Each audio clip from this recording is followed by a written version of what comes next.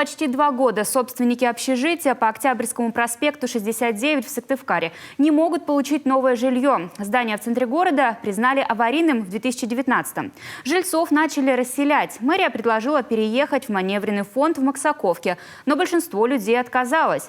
Судебные тяжбы продолжаются до сих пор. Виктория Денисова попыталась разобраться в ситуации.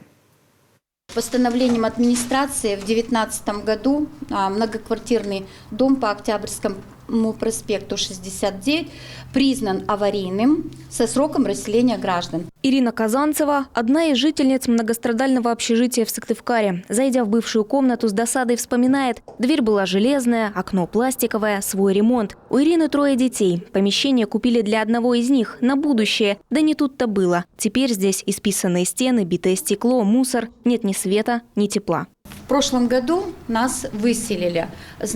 Выселили, ограничить право пользованием жилым помещением, комнаты 133 по 69 Октябрьскому проспекту.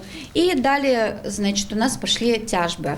Наталья Пономарева и вовсе взяла здесь комнату в ипотеку. Ситуация та же. Выселили. Теперь платит за воздух. Пришлось взять еще один кредит. Как итог, денег ни на что не хватает. Так как они меня выселили, я ушла снимать. Поснимала 2 месяца, потом мне пришлось взять другую ипотеку, потому что я же не могу снимать всю жизнь.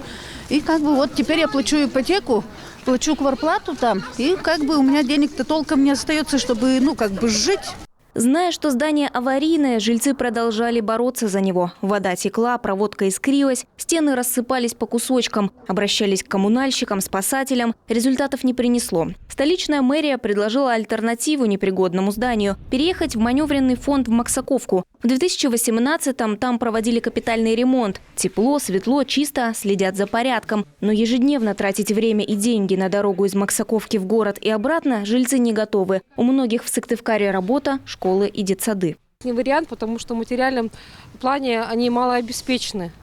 То есть ездить на Максаковку каждый день сюда на работу, в садик, это просто нереально. Многие же тут и работа, и больница, и все. Вот люди вынуждены снимать и все свои доходы, пособия тратить на аренду.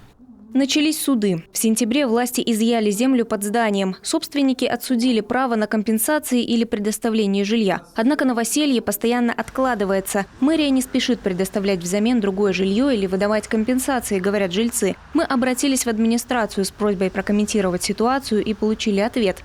Администрации Сыктывкара было предложено переселение в маневренный фонд Максаковки, однако более 100 человек отказались от проживания в нем и обратились в Верховный суд Коми с исками против мэрии, требуя обеспечить жильем. В связи с невозможностью исполнения судебных решений мэрия ежемесячно выплачивает по каждому иску штраф 50 тысяч рублей. Принято решение об изъятии жилых помещений у собственников путем выкупа. Когда именно жильцы общежития по Октябрьскому 69 получат компенсации, в мэрии не уточнили. Виктория Денисова, Олег Костромин, телеканал Юрган, Сыктывкар.